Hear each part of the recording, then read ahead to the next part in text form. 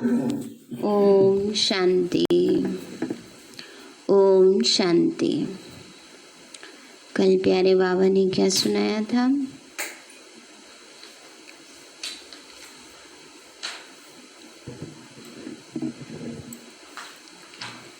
क्या पाठ पक्का करना है? बाबा को कहना, बाबा हम पास विद ऑनर होकर ही दिखाएंगे, आप फिक्र मत करो। महावीर बनना है, पावरफुल बनना है, माया से घबराना नहीं है और मन बुद्धि संस्कार को अपने अधिकार से चलाना है, उनके वश होकर नहीं चलाना है। आज बाबा के 30 तारीख के महावाक्य हैं। बाबा बोले, मीठे बच्चे, 30 अक्टूबर के महावाक्य हैं।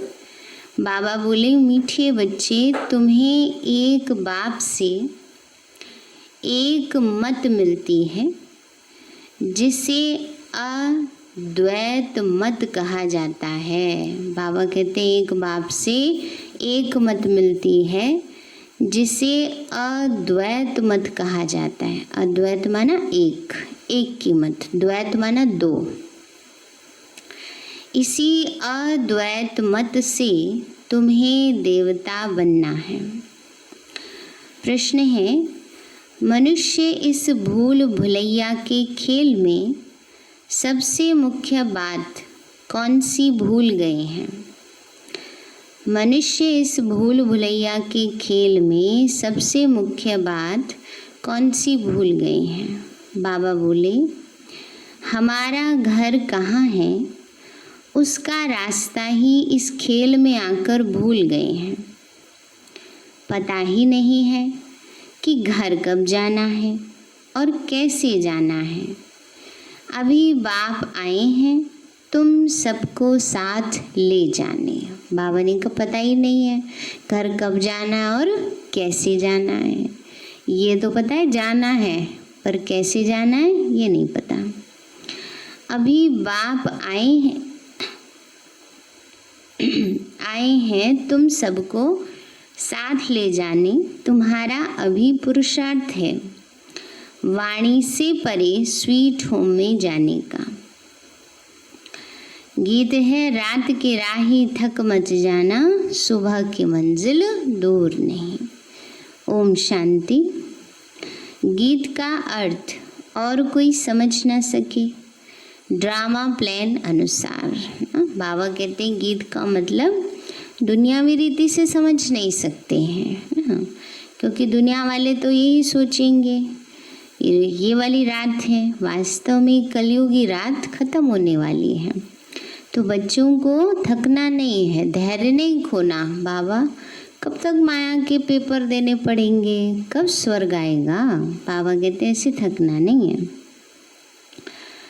कोई कोई गीत ऐसे बने हुए हैं मनुष्यों के जो तुम्हें मदद करते हैं। बच्चे समझते हैं अभी हम सो देवी देवता बन रहे हैं। जैसे वह पढ़ाई पढ़ने वाले कहेंगे हम सो डॉक्टर बैरिस्टर बन रहे हैं। तुम्हारी बुद्धि में है हम सो देवता बन रहे हैं। नई दुनिया के लिए यह सिर्फ तुम्हें ही ख्याल आता है। अमरलोक नई दुनिया सतयुग को ही कहा जाता है। अभी तो न सतयुग है ना ही देवताओं का राज्य है। यहाँ तो हो नहीं सकता। तुम जानते हो यह चक्र घूमकर अभी हम कलयुग के भी अंत में आकर पहुँचे हैं। बाबा ने का चक्र लगाकर अभी हम लास्ट में आ गए, कलयुग अंत में आ गए हैं। और कोई की भी बुद्धि में चक्र नहीं आएगा, वह तो सतयुग को लाखों वर्ष दे देते हैं। तुम बच्चों को यह निश्चय है, बरोबर यह 5000 वर्ष बाद चक्र फिरता रहता है। मनुष्य 84 जन्म ही लेते हैं, हिसाब है ना। इस देवी देवता धर्म को अद्वैत धर्म भी कहा जाता है। बाबा कहते हैं देवी देवता धर्म ही है अद्वैत धर्म, एक राज्य, एक कुल, एक मत, एक भाषा ना। तो बाबा कहते हैं बच्चे, इसलिए बाप को ज्ञान का सागर, नॉलेजफुल कहा जाता। बाबा ने कहा बच्चे, इस देवी देवता धर्म को अद्वैत धर्म भी कहा जाता, अद्वैत शास्त्र भी माना जाता है। वह भी एक ही है, बाकी तो अनेक धर्म हैं, शास्त्र भी अनेक हैं। तुम हो एक, एक के द्वारा एक मत मिलती है, उसको कहा जाता है अद्वैत मत। यह अद्वैत मत तुमको मिलती है। देवी देवता बनने के लिए यह पढ़ाई है ना, इसलिए बाप को ज्ञान का सागर, नॉलेजफुल कहा जाता है ना। बाबा ने कहा ये मत कौन देते हैं? शिव बाबा देते हैं। इससे हम क्या बनते हैं? देवी देवता बनते हैं। तो बाबा कहते इसलिए बाबा को ज्ञान का सागर, नॉलेजफुल कहते हैं। बच्चे समझते हैं हमको भगवान पढ़ाते हैं नई दुनिया के लिए। यह भूलना नहीं चाहिए। स्कूल में स्टूडेंट कभी टीचर को भूलते हैं क्या? नहीं। गृहस्थ व्यवहार में रहने वाले भी जास्ती पोजीशन पाने के लिए पढ़ते हैं। तुम भी गृहस्थ व्यवहार में रहते हुए पढ़ते हो अपनी उन्नति के लिए, है ना। और पढ़ाई पढ़ते हैं ना ताकि पोस्ट आगे बढ़ जाए। तो शादी हो जाती है, परिवार होता है, गृहस्थी में आ जाते, फिर भी पढ़ते रहते हैं ताकि पोस्ट अच्छी मिले।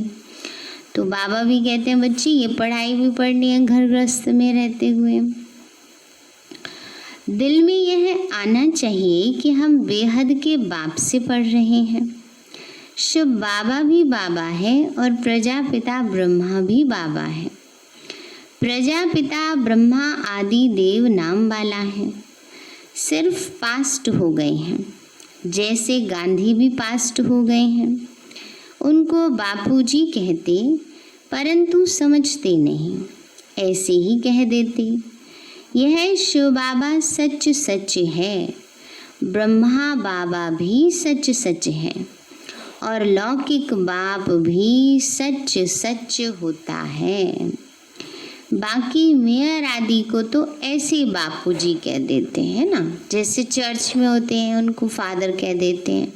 तो वो कोई शरीर का या आत्मा का फादर तो होता नहीं है, वो तो एक रिस्पेक्ट देने के लिए उनको फादर कह देते। पर आत्मा का पिता, अलौकिक पिता और शरीर का पिता तीनों कैसे हैं? सच सच है, माना उनसे पर्सनल रिलेशन है। शिव बाबा से, आत्माओं के पिता से भी है और देहधारी माता पिता से भी होता है। बाबा कहते हैं बच्चे यह सब है आर्टिफिशियल और ये है रियल। परमात्मा बाप आकर आत्माओं को प्रजापिता ब्रह्मा द्वारा अपना बनाते हैं। उनको तो ज़रूर ढेर बच्चे होंगे। शिव बाबा की तो सब संतान हैं, उनको सब याद करते हैं। फिर भी कोई कोई उनको ही नहीं मानते, पक्के नास्तिक होते हैं ना। बाबा ने कहा शिव बाबा को नहीं मानते हैं, पक्के नास्तिक होते हैं। जो कहते हैं यह संकल्प की दुनिया बनी हुई है। अभी तुमको बाप समझाते हैं, यह बुद्धि में याद रखो हम पढ़ रहे हैं और पढ़ाने वाला कौन है? शिव बाबा है। बाबा कहते याद रहना चाहिए हम पढ़ रहे हैं, पढ़ाने वाला शिव बाबा है। ये दिन रात याद रहना चाहिए। यही माया घड़ी घड़ी भुला देती है, इसलिए याद करना होता है। बाप, टीचर, गुरु तीनों को भूल जाते हैं, है भी एक ही फिर भी भूल जाते हैं। रावण के साथ लड़ाई इसमें है। बाप कहते हैं हे आत्माएं तुम सतो प्रधान थीं, अभी तमो प्रधान बनी हो। जब शांति धाम में थी तो पवित्र थी, प्योरिटी के बगैर कोई आत्मा ऊपर में रह नहीं सकती। इसलिए सब आत्माएं पतित पावन बाप को बुलाती रहती हैं ना। बाबा ने कहा जब तक पूरे प्योर नहीं हो जाएगी आत्मा परम धाम जाएगी नहीं, तो इसलिए प्योर बनने के लिए पतित पावन बाप को बुलाती हैं। बाबा कहते हैं बच्चे, जब सभी पतित तमो प्रधान बन जाते तब बाप आकर कहते मैं तुमको सतो प्रधान बनाता हूँ। तुम जब शांति धाम में थे तो वहाँ सब पवित्र थे, अपवित्र आत्मा वहाँ कोई रह न सके। सबको सजाएं भोगकर पवित्र जरूर बनना है। पवित्र बनने बगैर कोई भी वापस जा न सके। तो बाबा को याद करके पावन बनो या फिर सजाएं खाकर। बाबा कहते पावन तो बनना पड़ेगा, जैसे पावन भेजा था वैसे ही लेकर जाऊंगा। तो बाबा कहते हैं भले कोई कहते हैं कि ब्रह्म में लीन हुआ, फलाना ज्योति ज्योत समाया, यह सब है भक्ति मार्ग की अनेक मतें। तुम्हारी ये है अद्वैत मत। मनुष्य से देवता तो एक बाप ही बना सकते हैं। कल्प कल्प बाप आते हैं पढ़ाने, उनकी एक्ट हूबहू कल्प पहले माफिक ही चलती है। बाबा कहते कल्प पहले भी बाबा पढ़ाने आए थे, अभी भी आए हैं, हर कल्प आएंगे। पुरुषार्थ हमने कल्प पहले भी किया था, अब भी करेंगे। तो इस बात को कैसे ले लेते हैं बच्चे, कल्प पहले किया होगा तो कर लेंगे। ऐसे लेना चाहिए, ऐसे लेना है नहीं, कल्प पहले ही किया था तो अब भी अवश्य ही करेंगे। कभी भी ये सोचकर छोड़ना नहीं चाहिए कि हाँ किस्मत में होगा तो कर लेंगे। किस्मत तो बनाने से बनेगी ना। तो बाबा कहते हैं बच्चे, उनकी एक्ट हूबहू कल्प पहले माफिक ही चलती है। यह अनादि बना बनाया ड्रामा है, सृष्टि चक्र फिरता रहता है। सतयुग त्रेता द्वापर कलयुग, फिर है ये संगम युग। मुख्य धर्म भी ये है डीटिज्म, इस्लामिज्म, बुद्धिज्म, कृष्णिज्म, अर्थात जिसमें राजाई चलती है।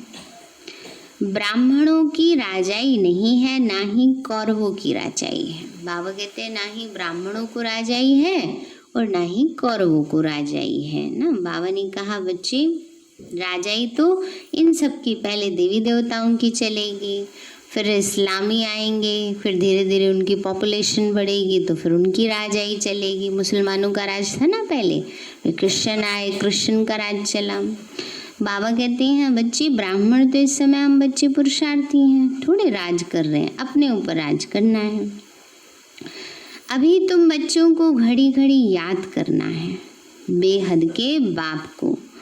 तुम ब्राह्मणों को भी समझा सकते हो, बाबा ने बहुत बार समझाया है। पहले पहले ब्राह्मण चोटी हैं, ब्रह्मा की वंशावली पहले तुम हो, यह भी तुम बच्चे जानते हो। फिर भक्ति मार्ग में हम ही पूज्य से पुजारी बन जाते हैं। बाबा कहते हैं अभी तुम बच्चे जानते हो, हम ही क्या बनते हैं, पूज्य से पुजारी, और अब पुरुषार्थ करके पुजारी से पूज्य बनते हैं। फिर अभी हम पूज्य बन रहे हैं, वह ब्राह्मण गृहस्थी होते हैं, न कि सन्यासी।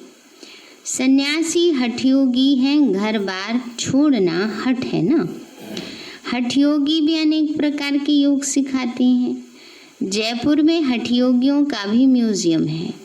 राजयोग के चित्र तो है नहीं, राजयोग के चित्र हैं ही यहाँ दिलवाड़ा में, दिलवाड़ा मंदिर है ना।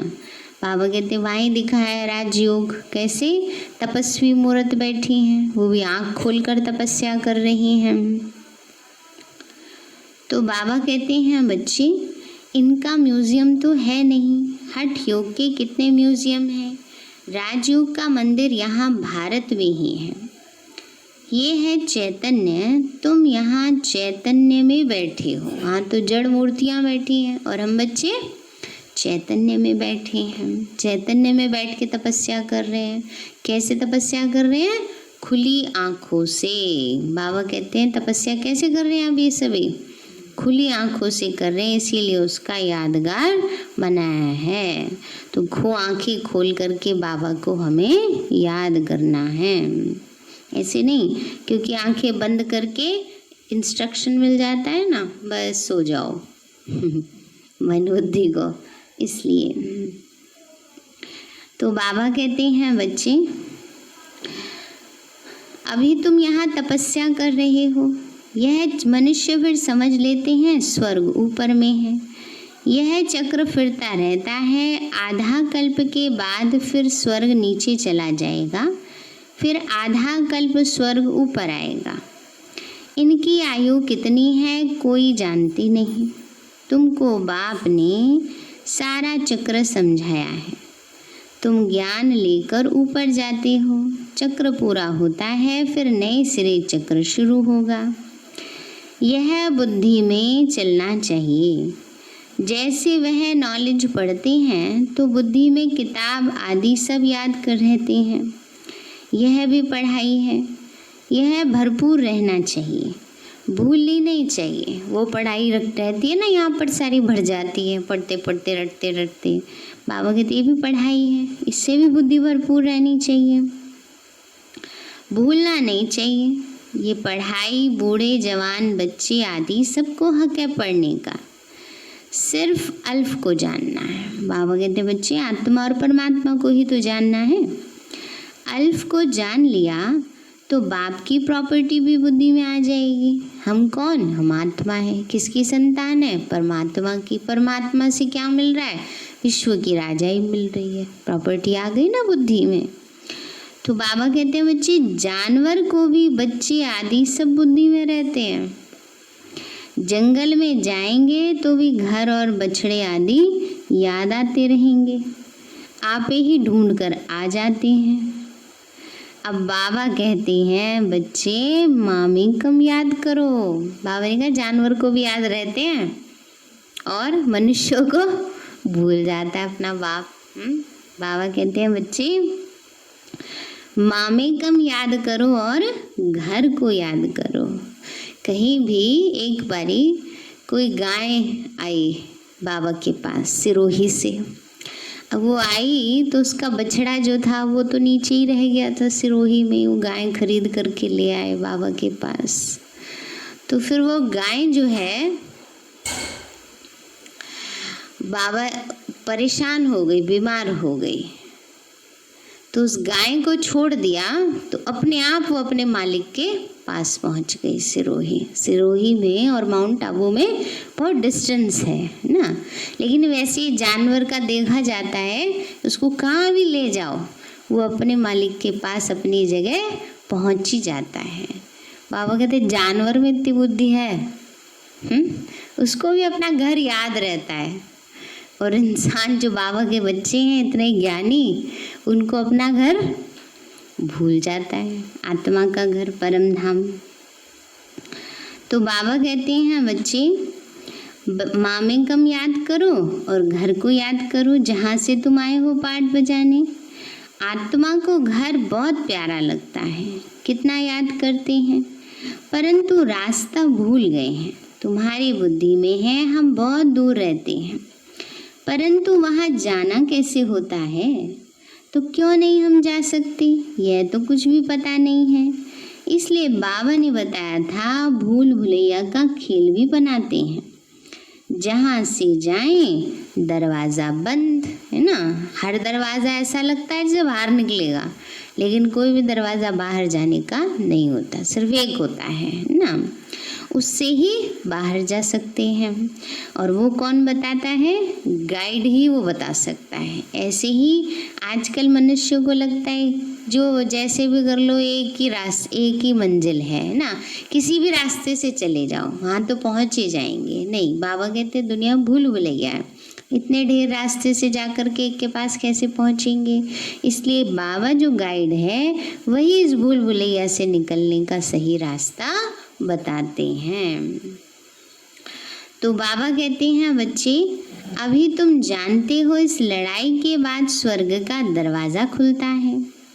इस मृत्यु लोक से सब जाएंगे। इतने सब मनुष्य नंबरवार धर्म अनुसार और पाठ अनुसार जाकर रहेंगे। तुम्हारी बुद्धि में ये सब बातें हैं। मनुष्य ब्रह्म तत्व में जाने के लिए कितना माथा मारते हैं। वाणी से परे जाना है।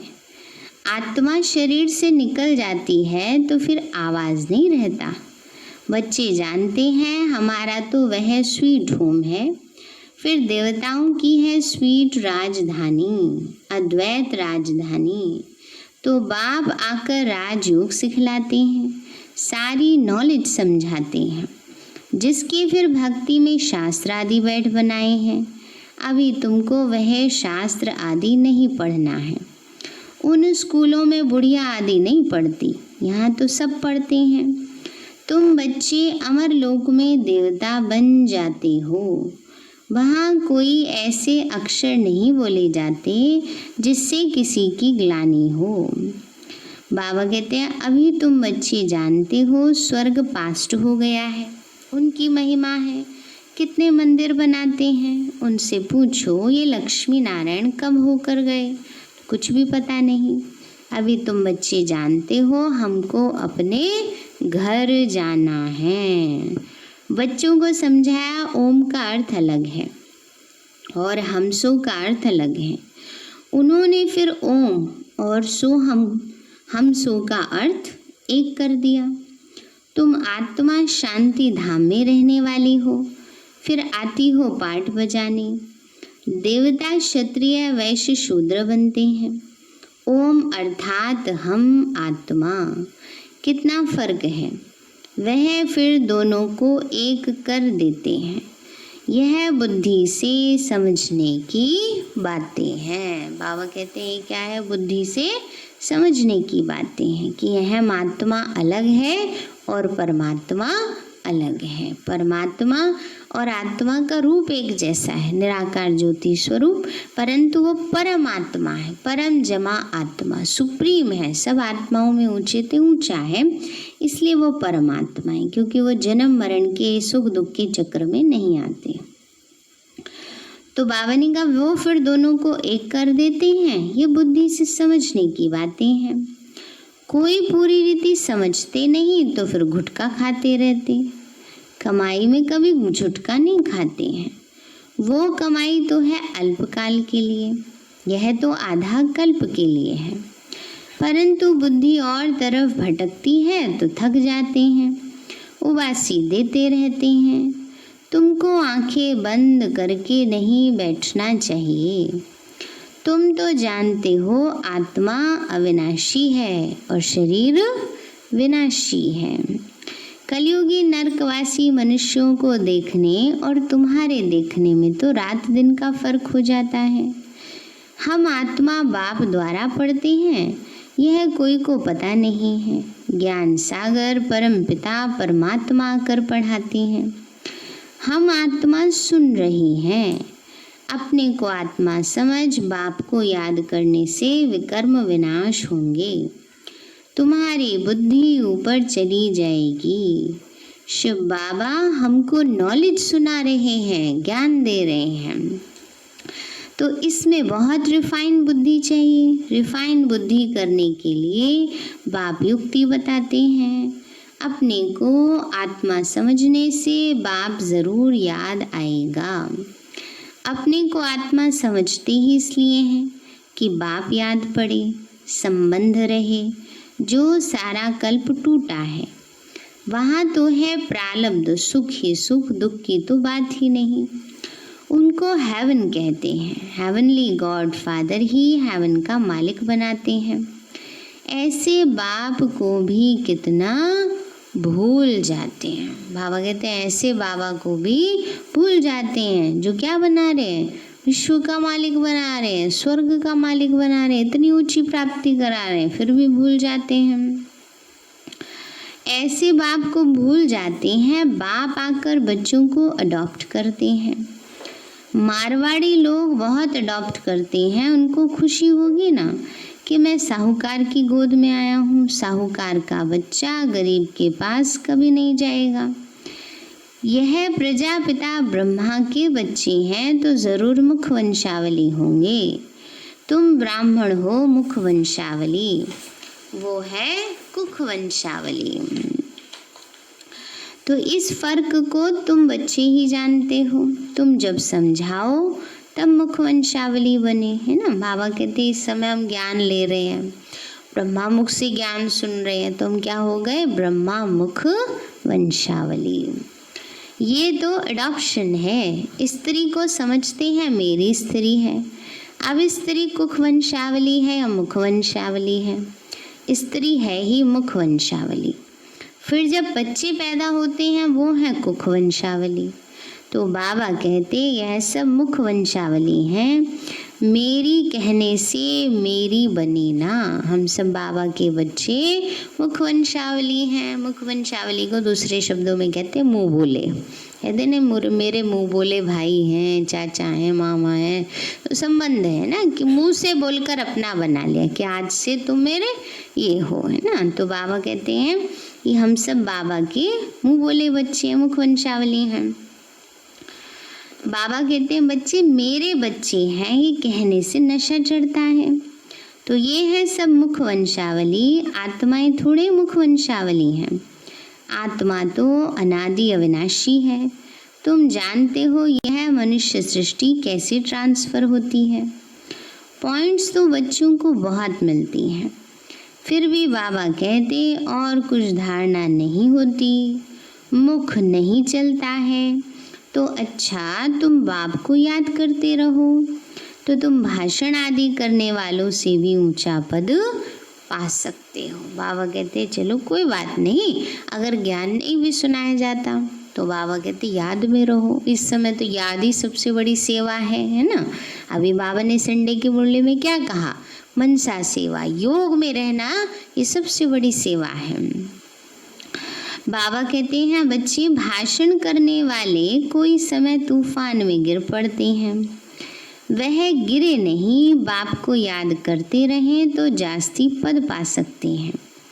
सबसे जास्ती जो विकार में गिरते हैं तो 5 मंजिल से गिरने से हडगुड़ ही टूट जाते हैं। बाबा कहते हैं विकारी बनने से आत्मा की पावर ही खत्म हो जाती है। 5वीं मंजिल है देह अभिमान, 4थी मंजिल है काम, फिर उतरते आओ। बाबा कहते काम महाशत्रु है। लिखते भी हैं बाबा हम गिर पड़े, क्रोध के लिए ऐसे नहीं कहेंगे कि गिर पड़े, काला मुंह करने से चोट बड़ी लगती है, फिर दूसरे को कह न सकें काम महाशत्रु है। बाबा बार बार समझाते हैं क्रिमिनल आँखों की बहुत संभाल करनी है, दृष्टि की संभाल करनी है ना। बाबा कहते हैं दृष्टि कैसी हो, निर्विकारी हो, जरा भी इधर उधर ना जाए। सतयुग में नगन होने की बात ही नहीं, क्रिमिनल आई होती नहीं, सिविल आई हो जाती है, वो है सिविलियन राज्य। इस समय है क्रिमिनल दुनिया। अभी तुम्हारी आत्मा को सिविलाइज मिलती हैं, सिविल आइज मिलती है, मतलब पावन नेत्र मिलते हैं। ज्ञान का तीसरा नेत्र मिल रहा है ना, तो ये नेत्र भी हमारे पावन हो जाते हैं। जो 21 जन्म काम देगी वहाँ कोई भी क्रिमिनल नहीं बनते, विकारी नहीं बनते।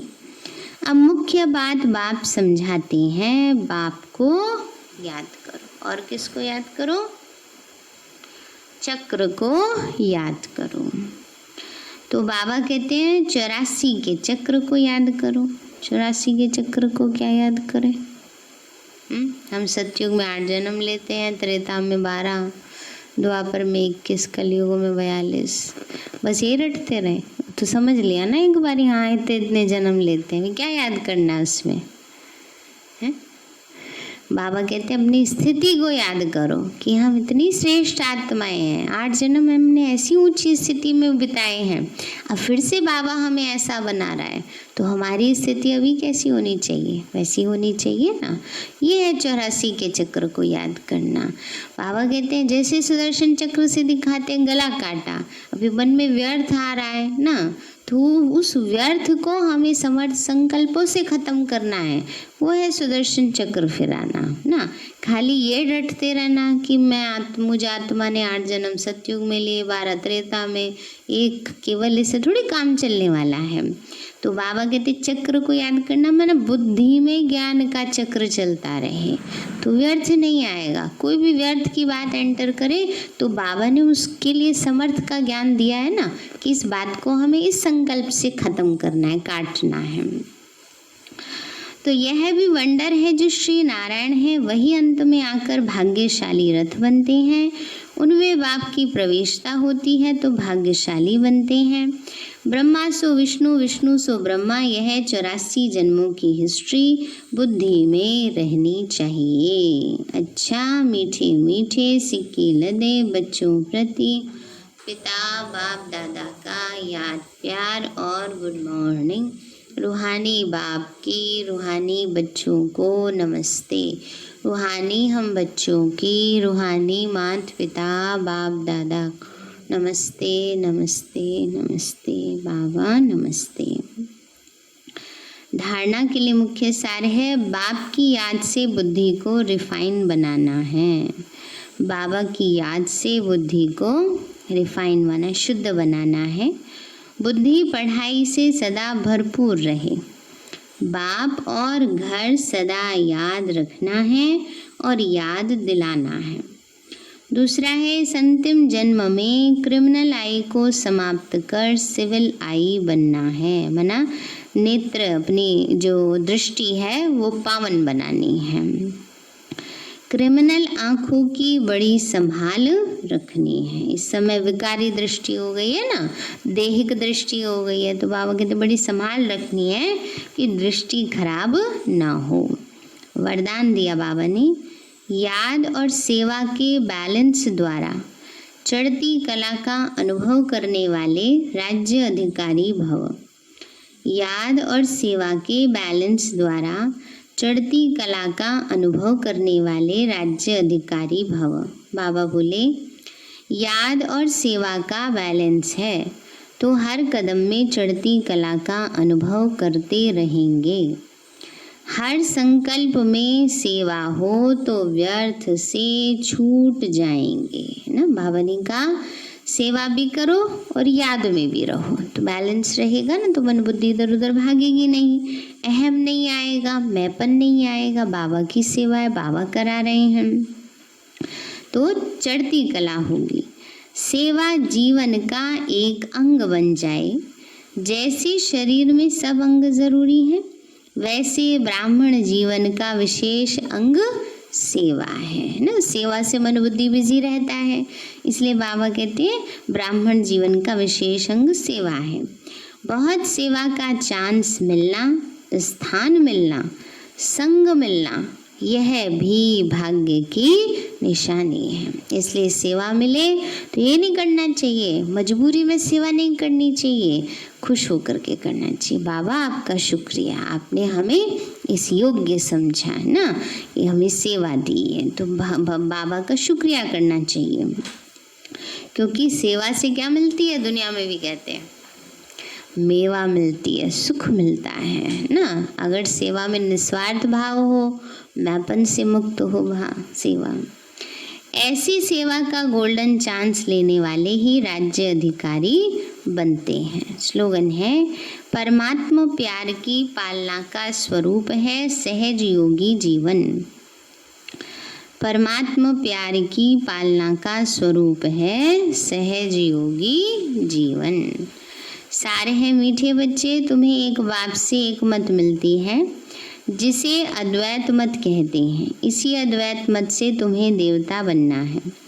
प्रश्न है, मनुष्य इस भूल भुलैया के खेल में सबसे मुख्य बात कौन सी भूल गए हैं? बाबा बोले हमारा घर कहाँ है, उसका रास्ता ही इस खेल में आकर भूल गए हैं। पता ही नहीं है कि घर कब जाना है और कैसे जाना है। अभी बाप आए हैं तुम सबको साथ ले जाने। तुम्हारा अभी पुरुषार्थ है वाणी से परे स्वीट होम में जाने का। गीत है, रात की राही थक मत जाना, सुबह की मंजिल दूर नहीं। अच्छा, ओम शांति। मीठे बाबा, आपने हमें सब कुछ दिया, आपका पदम गुणाबार शुक्रिया। प्यारे बाबा, आप हमें ज्ञान, गुण, शक्तियों, वरदानों और सद्बुद्धि से भरपूर करते हो। आपका बार बार शुक्रिया। मीठे बाबा, आपने मुझ आत्मा को, इस सेवा स्थान को, विश्व की सर्वात्माओं को निर्विघ्न बनाया। आपका बार बार शुक्रिया। प्रकृति के पांचों तत्वों का भी शुक्रिया। साइंस के साधनों का भी शुक्रिया। लौकिक अलौकिक परिवार का भी शुक्रिया। हे तन, तुम्हारा भी शुक्रिया। विश्व की सर्वात्माओं का और ब्रह्मांड की सारी शक्तियों का सब प्रकार का सहयोग देने के लिए शुक्रिया। मीठे बाबा, मुझ आत्मा ने जाने अनजाने में जिन भी आत्माओं को मनसा वाचा कर्मणा दुख दिया है, मैं उन सभी से क्षमा चाहती हूँ। मुझे क्षमादान दिलाओ। और जिन आत्माओं ने मुझे दुख दिया है, विघ्न रूप बने हैं, मैं उन सभी को दिल से क्षमा करती हूँ। सबका कल्याण हो, सबको सद्बुद्धि, सुख, शांति मिले और बाबा के सेंटर की सेवाएं खूब बढ़ती जाएं। शिव बाबा से सारी शक्तियाँ मुझे आत्मा में समा रही हैं, पूरे शरीर में फैल रही हैं, पूरे घर में फैल रही हैं, पूरी कॉलोनी में फैल रही हैं, पूरे देश, पूरी दुनिया में फैल रही हैं। सब प्रकार के वायरस नष्ट होते जा रहे हैं। मैं आत्मा परम धाम में चमकती हुई मणि हूँ। सतयुग में पावन देवताई शरीर में हूँ। मैं अष्टभुजाधारी देवी दुर्गा हूँ। विघ्न विनाशक गणेश हूँ। मैं बाबा की छत्र छाया में पलने वाली सर्वश्रेष्ठ ब्राह्मण आत्मा हूँ। मैं फरिश्ता हूँ। ओम शांति।